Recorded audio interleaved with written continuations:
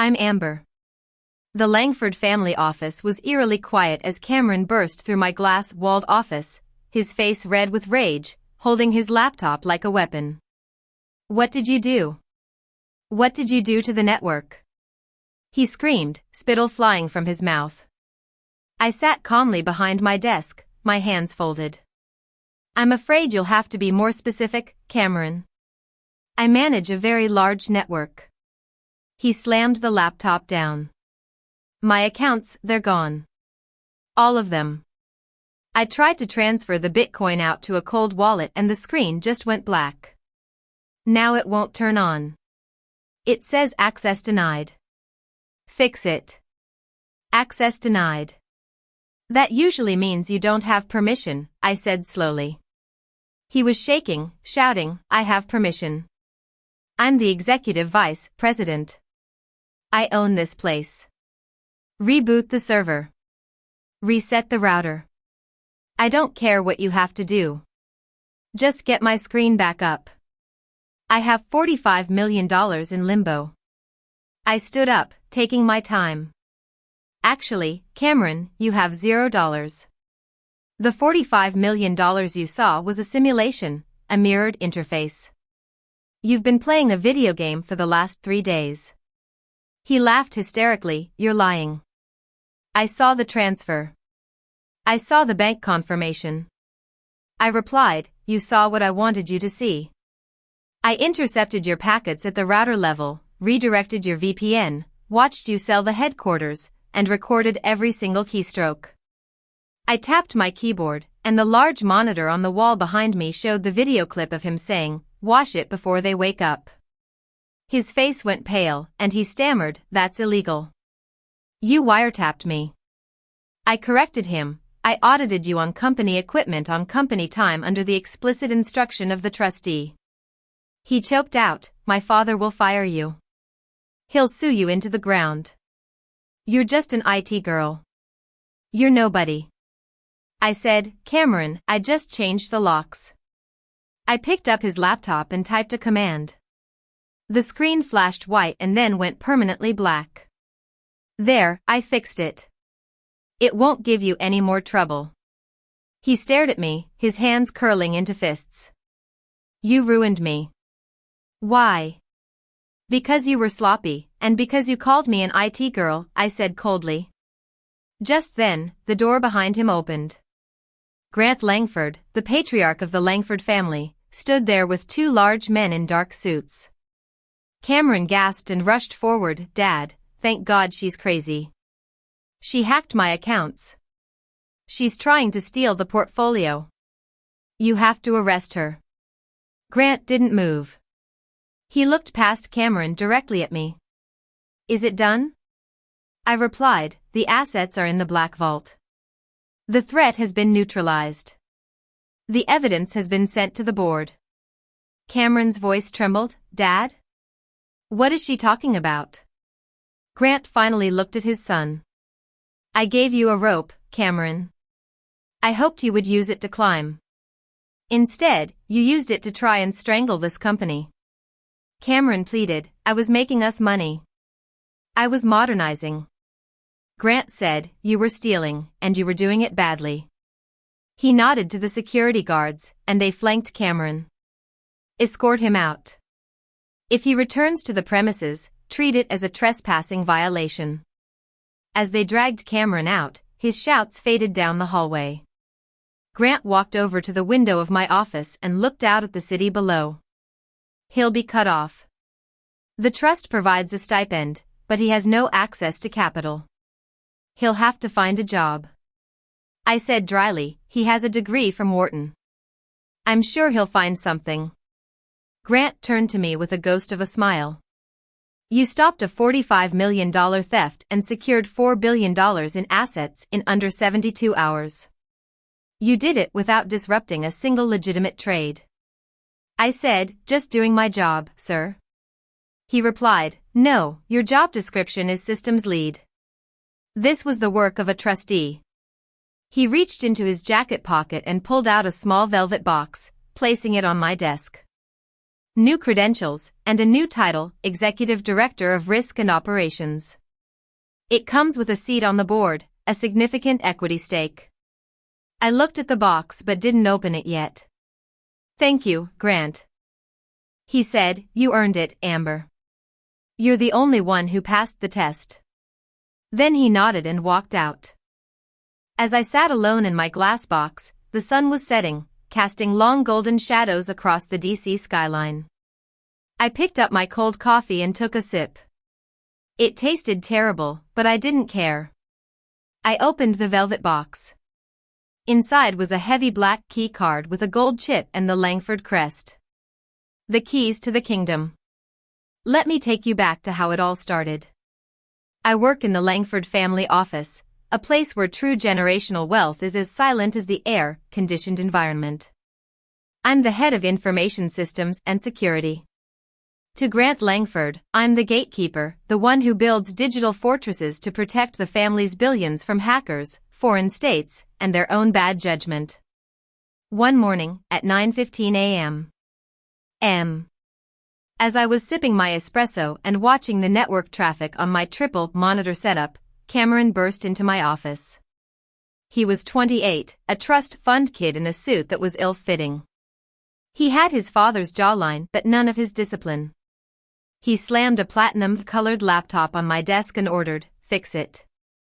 I'm trying to pull up the alpha stream projections for the crypto venture meeting, and it's just giving me the spinning wheel of death." I asked, "Did you submit a ticket?" He scoffed, "Ticket? I don't have time for bureaucratic nonsense. I have a meeting with the partners in 20 minutes. Just work your magic. Do the IT girl thing."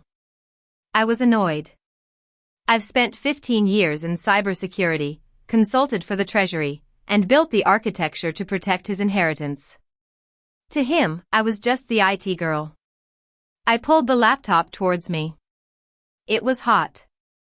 As he leaned over me to type his password, I watched his fingers. It was an embarrassingly simple password, and I mentally noted to force a password reset across the executive tier by noon. While looking at the laptop, I said, "You might want to check the status of your credentials. We sent out a memo about two-factor authentication updates." He said, Yeah, I saw the email. Boring. Just make it work." Then he pulled out his phone and started scrolling through an influencer's Instagram feed. I opened the event logs and found that the spinning wheel was due to a resource drain. The CPU was running at 100%. Digging deeper, I asked him, "Have you been downloading third-party applications, specifically anything related to mining?" He stiffened and said, "I'm exploring alternative revenue streams for the firm. It's research." I looked at the logs and realized he had installed a sketchy cryptocurrency mining bot on a company-issued device connected to the firm's secure internal network. It was like lighting a match in a room full of dynamite. I stated, "You bypassed the admin restrictions." "How?" He smirked and said, "I have a guy." "Look, don't give me the lecture. Just clear the cache or whatever so I can present. Dad wants me to take lead on the tech portfolio, and I can't look like I don't know how to use a computer." I thought about it. Grant Langford was a shrewd man. He wouldn't put Cameron in charge of the tech portfolio unless it was a test. Cameron was sweating slightly, not just arrogant but desperate. I decided not to report him right away. I said, "I can stabilize it for the meeting, but this machine is compromised. I'll need it back tonight for a full scrub." He snatched the laptop back and said, "See, was that so hard? You tech people always make everything a drama." Then he marched out. That night, at 9 p.m. The office was a different place. The trading day energy was gone, replaced by the hum of servers and the blue standby lights. I cracked open a bottle of sparkling water and brought up the sandbox environment I had created to mirror Cameron's laptop activity. I sifted through the logs and found his VPN usage. He was routing his traffic through Panama, Seychelles, and Cyprus. Cross-referencing with the building's security logs, I found that he was physically in his office when his laptop was bouncing signals off a Panamanian server. I pulled up the packet captures. The data was encrypted, but he was using a consumer-grade encryption tool. It took me less than 10 minutes to crack the key. When the data unspooled on my monitor, I was shocked. He was transferring massive PDF files, a dossier on the Project Helios acquisition, a deal Grant had been negotiating in secret for 6 months. It was highly classified internal data. Checking the destination, it was an anonymous external Dropbox account. I almost called Grant and legal, but then I noticed the file size was slightly off. Comparing it to the original, I found that Cameron had altered it. He had inflated the projected liabilities of the acquisition target. I pulled up the surveillance footage from the server room hallway and saw him on Tuesday, 7:45 p.m. Plugging a USB drive into the maintenance port of the smart thermostat on the wall. He was using the Internet of Things network to bypass the corporate firewall and smuggle the data out. I knew he wasn't smart enough to come up with this on his own. Someone was guiding him. If I reported him now, he'd claim ignorance. I needed undeniable proof of intent. So, I opened the firewall port he had been using, widened the channel, and cleared the thermostat logs. I was going to let him do it again, but this time, I'd tag every digital dollar he touched. The next morning, I received a handwritten note from Grant. Amber, 10 a.m. The library. The library was Grant's sanctuary, a soundproofed room with a working fireplace. I arrived at 9:59 a.m. Grant was standing by the window. He offered me coffee and then sat down. "How is the system?" he asked. I replied, "Secure. We repelled a localized DDoS attempt from a botnet in Eastern Europe yesterday. Standard probing. Nothing penetrated." He nodded and then asked about internal threats. I said, "Internal threat vectors are always the most difficult to predict. Human error remains our largest vulnerability." He repeated, "Human error. Is that what we're calling it?" He then told me that Cameron had come to him, very enthusiastic about the tech portfolio and wanting full administrative privileges. I said it would be highly irregular and violate the separation of duties principle. Grant agreed but said that Cameron felt he was stifling his potential. He asked me, if I were to hypothetically grant him a probationary period of elevated access, would you be able to ensure that any damage is contained? I said, I would create a mirrored environment, a simulation that looks and feels like the live ledger. He would see real numbers, real accounts, but any transactions he initiated would be held in a sub-layer pending secondary authorization. Grant's lips twitched. A sandbox. I corrected, a quicksand box. He stood up and said, "You have always been the most valuable asset in this building. Amber, don't let me down." As I walked back to the elevators, I passed Cameron in the hallway. He was laughing into his phone. "Yeah, bro. I'm telling you, the old man is softening up. I'll have the liquidity by Friday. We're going to the moon." He winked at me and said, "Hey, IT girl, my laptop is running great. You actually did something right." I thought, no, Cameron. By Friday, you won't even have a functioning ID badge. By Wednesday, the atmosphere in the office had changed. Cameron had been given his probationary access and was acting like an emperor. I watched him in the executive dining room at noon. He was holding court, surrounded by 2 junior analysts and an external consultant named Todd. He said, "The problem with this place is that it's stuck in the 90s. Dad loves his safe, slow growth. Real estate bonds yawn. We need velocity. I've been looking at the internal ledgers, and the capital is just sitting there sleeping. I'm going to wake it up." One of the analysts, a young woman named Sarah, said, "But Cameron, liquidity ratios are set by the risk committee. We can't just move that capital without triggering regulatory flags." Cameron laughed dismissively, "Regulations are for people who ask permission. I'm talking about restructuring. Once I finalize the new architecture on Friday, those ratios won't matter because the assets will be reclassified. I'm cleaning house. I knew he was talking about money laundering, but he didn't know the legal term. I glanced at my phone, and my custom monitoring app showed that he was authorizing test transfers. He was trying to move $100,000 in bonds to a Hong Kong wallet. He also said he might bring in his own people for the tech side, saying that security shouldn't be a roadblock. I was furious. The firewall was there to stop him from going to prison. When I got back to my desk, I saw that he had escalated. He was trying to revoke my administrative access. I let the command execute in the simulation. On his screen, it would seem like I was locked out. On Thursday at 2 p.m. Cameron called me, his voice smooth. Hey, do you have a sec? I'm hitting a snag with the legacy dashboard. It's glitching. I went up to his office. It was a mess. He was trying to access the Langford Legacy Trust, the control mechanism for the entire empire. I lied and said, that's a hard-coded security feature. Because those assets are so old, the system requires a manual override for the first access. It's a legacy protocol from your grandfather's time. He asked how to override it.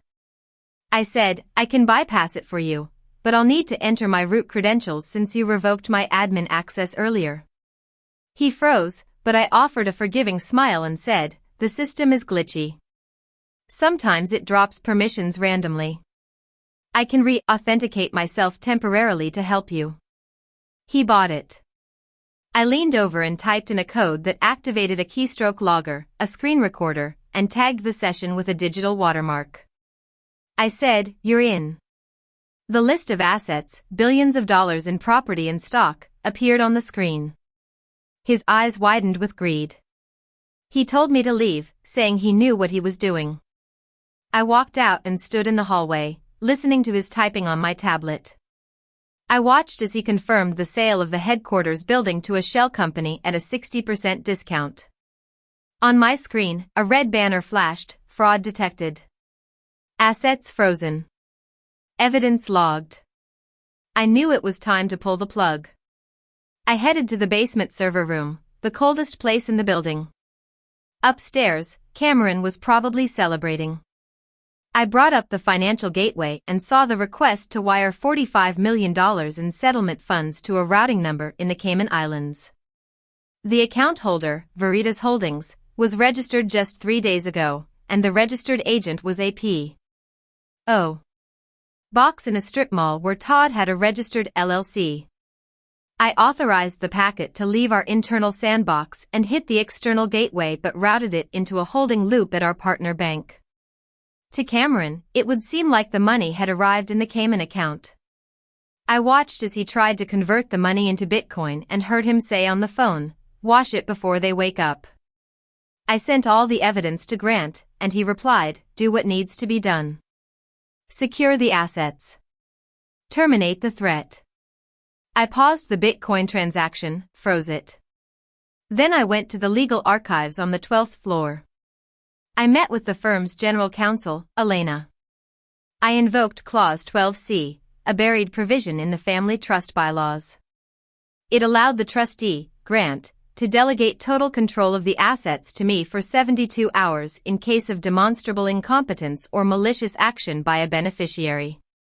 I signed the document and initiated the transfer of the entire Langford portfolio, roughly $4 billion in managed assets, into the Black Vault, an air-gapped server off-site. As I waited for the transfer to complete, I drafted a final internal memo and sent it to the board of directors. Then, as I sat in my office, Cameron came in, raging. And that's how we ended up where we started, with him being escorted out and me being rewarded for my work. Now, as I look at the black key card in my hand, I know that not every victory needs applause or a corner office. Sometimes, walking away with your dignity is the real promotion. I turned back to my triple monitors and typed one final command, system status green. All secure.